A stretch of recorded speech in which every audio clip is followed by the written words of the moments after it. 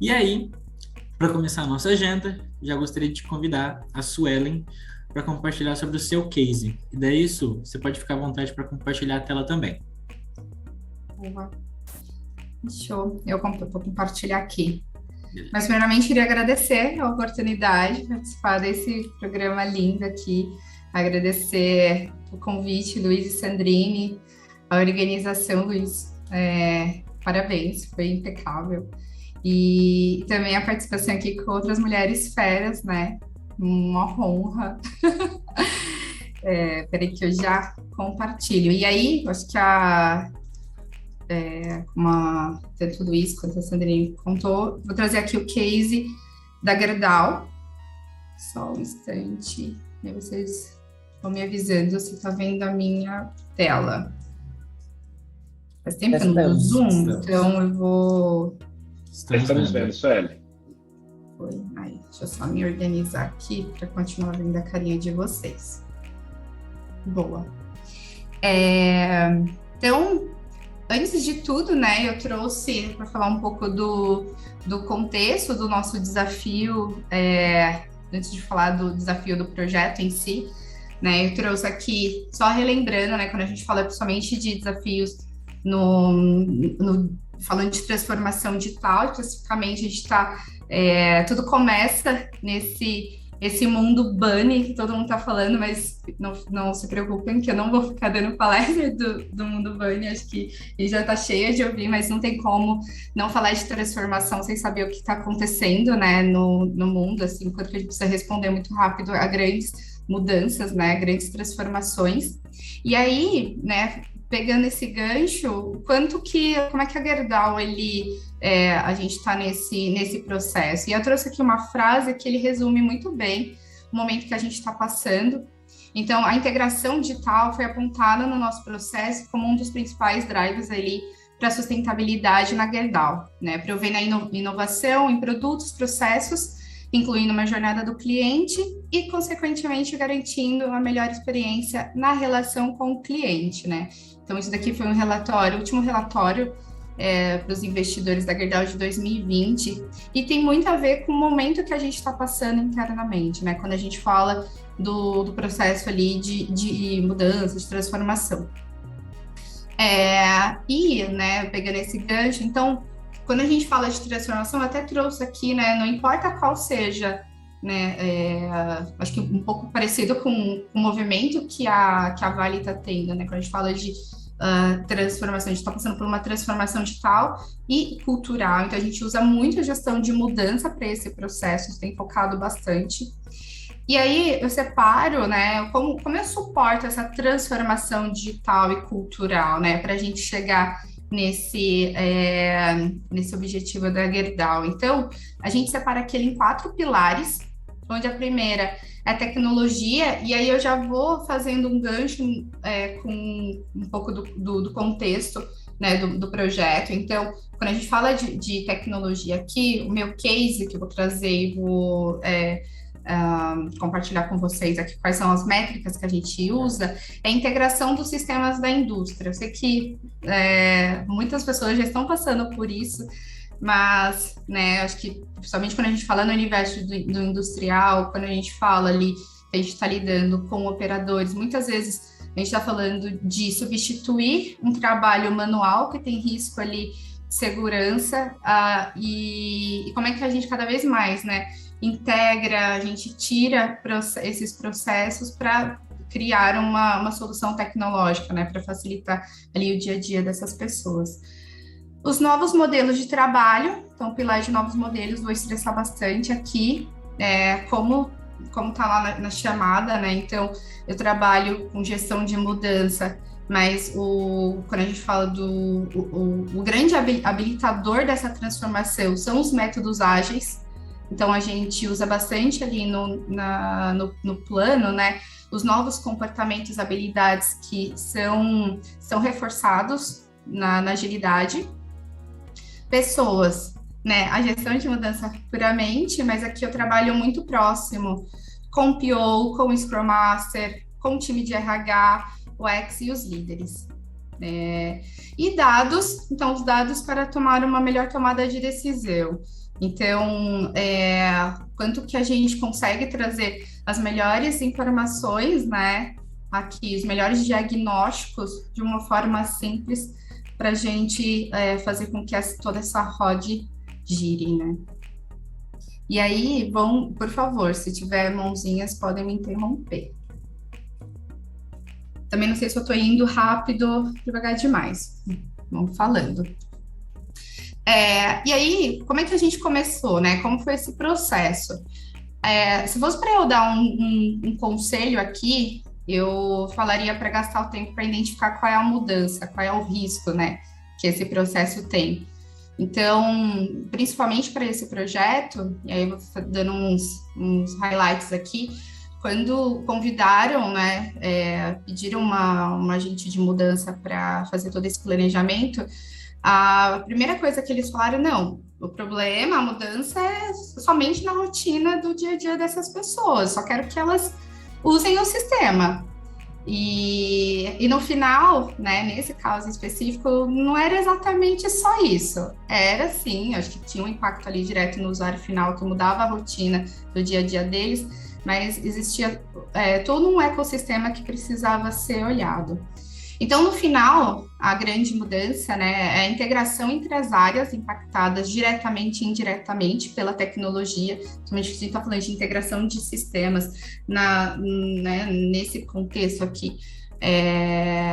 Muitas vezes o plano fica lento, né, tem uma certa resistência, então para algumas áreas não vê tanto valor quanto as outras, e ter uma visibilidade do resultado cross, né, então como é que eu mostro para todas essas caixinhas esse resultado que, de fato, a gente precisa do envolvimento de todo mundo para a gente trazer o melhor resultado.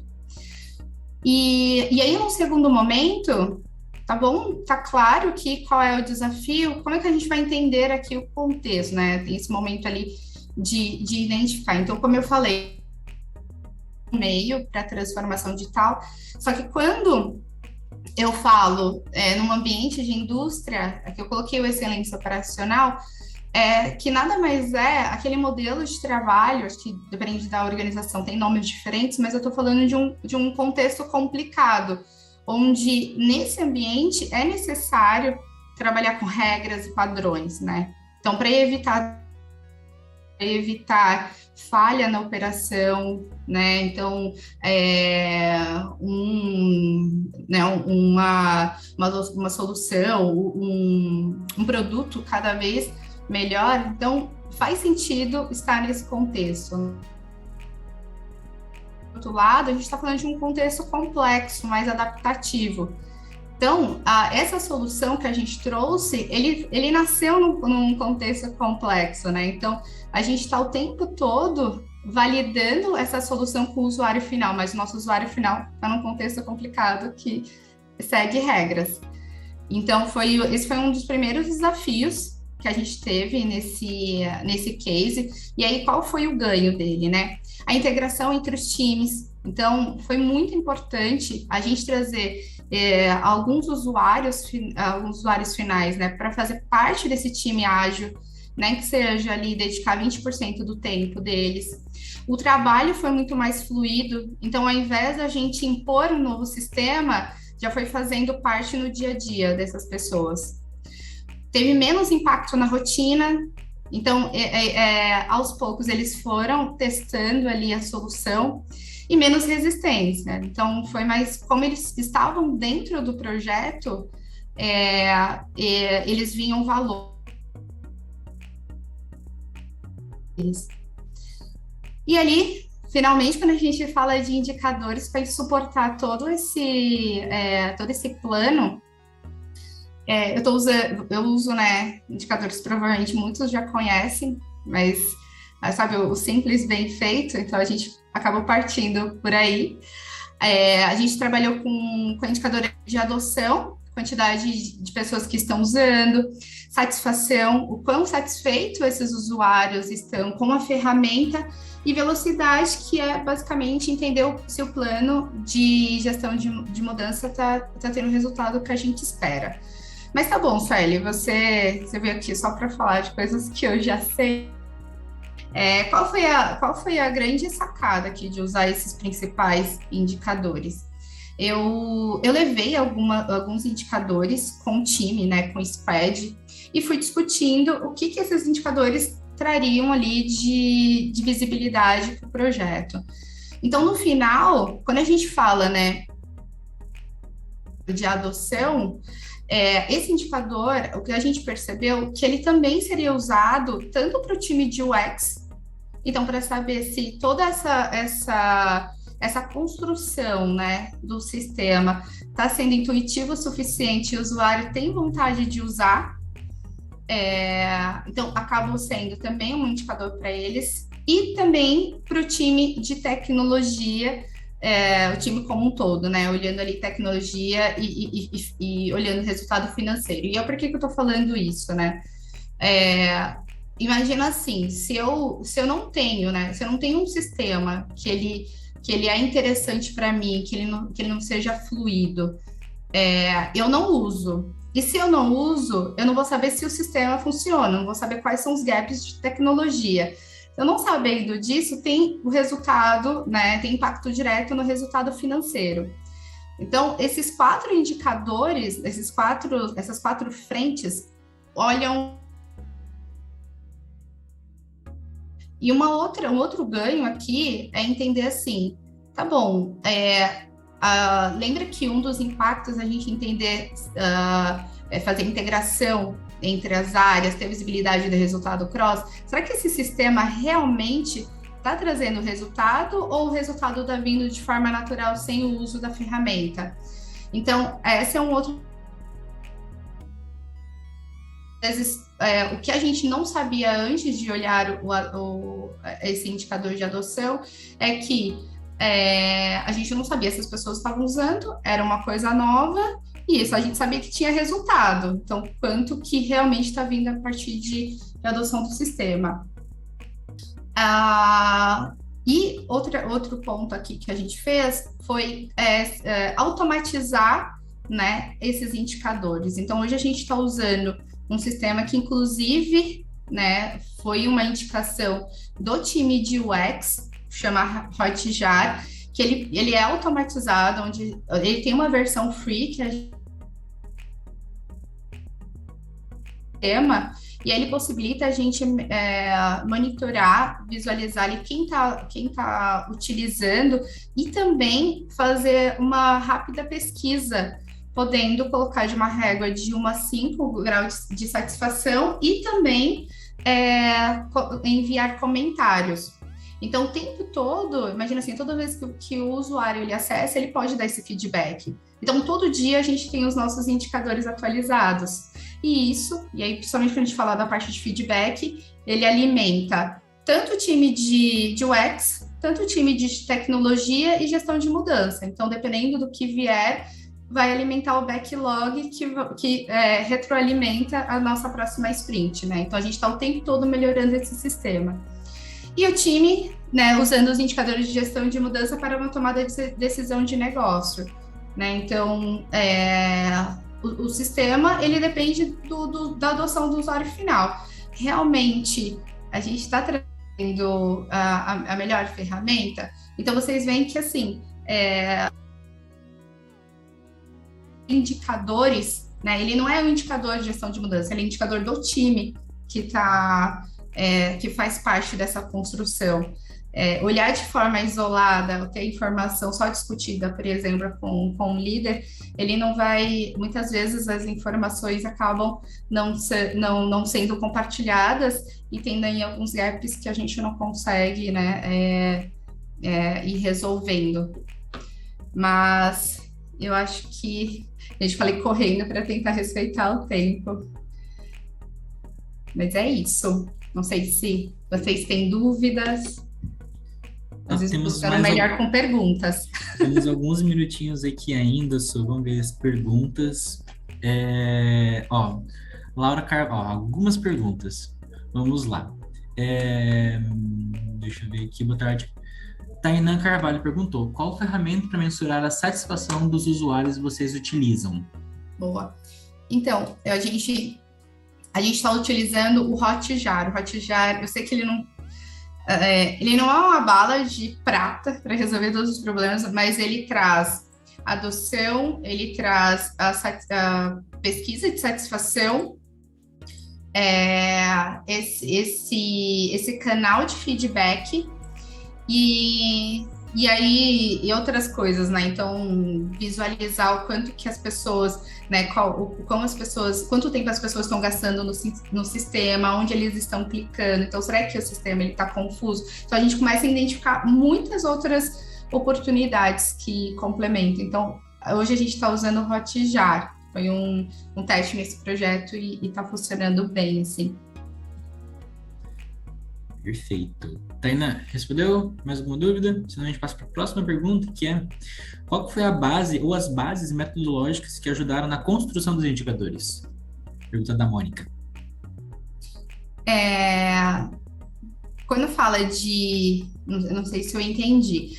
É que o sistema, ele traz exatamente qual é a base que a gente... então, assim, a gente tem lá os usuários, que a gente mapeou no início, não sei se vou responder o que você quis dizer, mas a gente faz todo um levantamento, né, do mapa dos stakeholders e do usuário final. Baseado nisso, esse sistema, né, a solução tecnológica, ele é liberado para esse grupo de usuários, e a partir daí a gente vai fazendo o controle e tendo a visibilidade, o acompanhamento desse usuário. Então, se ele está acessando ou não, e se ele tá satisfeito ou não com a ferramenta. E aí, a metodologia em si, não sei o que você quis dizer, se você puder dar mais detalhes, porque aí eu usei metodologias para o planejamento, para o indicador em si, eu usei mais uma ferramenta, que era o que atendia a nossa necessidade ali em cima. Respondeu, Isso, Mônica? Ellen, Mônica falando, só para fazer a réplica aqui. Na verdade, é porque quando eu vou pensar em termos de indicador, né, às vezes eu uso o Kirkpatrick, o que para adoção, eu uso um pouco de ProSci para poder construir indicadores, por isso que eu fiz essa pergunta para você. Perfeito. Ó, eu uso no meu momento ali de entender o contexto. Aí eu uso o Adcar, eu uso a matriz RACI, eu uso o Design Thinking. Ana Carvalho perguntou: qual ferramenta para mensurar a satisfação dos usuários vocês utilizam? Boa. Então, a gente está utilizando o Hotjar. O Hotjar, eu sei que ele não é uma bala de prata para resolver todos os problemas, mas ele traz adoção, ele traz a pesquisa de satisfação, esse canal de feedback e aí e outras coisas, né? Então, visualizar o quanto que as pessoas, né? Quanto tempo as pessoas estão gastando no sistema, onde eles estão clicando. Então, será que o sistema ele está confuso? Então, a gente começa a identificar muitas outras oportunidades que complementam. Então, hoje a gente está usando o Hotjar. Foi um teste nesse projeto e está funcionando bem, assim. Perfeito. Tainá, respondeu? Mais alguma dúvida? Senão a gente passa para a próxima pergunta, que é: qual foi a base ou as bases metodológicas que ajudaram na construção dos indicadores? Pergunta da Mônica. Quando fala de... Não sei se eu entendi. É que o sistema, ele traz exatamente qual é a base que a gente... então, assim, a gente tem lá os usuários, que a gente mapeou no início, não sei se vou responder o que você quis dizer, mas a gente faz todo um levantamento, né, do mapa dos stakeholders e do usuário final. Baseado nisso, esse sistema, né, a solução tecnológica, ele é liberado para esse grupo de usuários, e a partir daí a gente vai fazendo o controle e tendo a visibilidade, o acompanhamento desse usuário. Então, se ele está acessando ou não, e se ele tá satisfeito ou não com a ferramenta.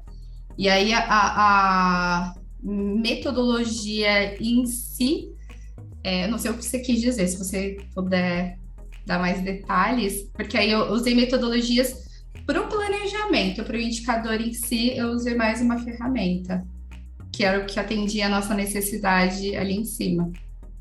Respondeu, Isso, Mônica? Ellen, Mônica falando, só para fazer a réplica aqui. Na verdade, é porque quando eu vou pensar em termos de indicador, né, às vezes eu uso o Kirkpatrick para adoção, eu uso um pouco de ProSci para poder construir indicadores, por isso que eu fiz essa pergunta para você. Não, perfeito. Ó, eu uso no meu momento ali de entender o contexto. Aí eu uso o Attica, eu uso a matriz Hasse, eu uso o Design Thinking, mas tudo depende do meu problema que eu quero resolver durante.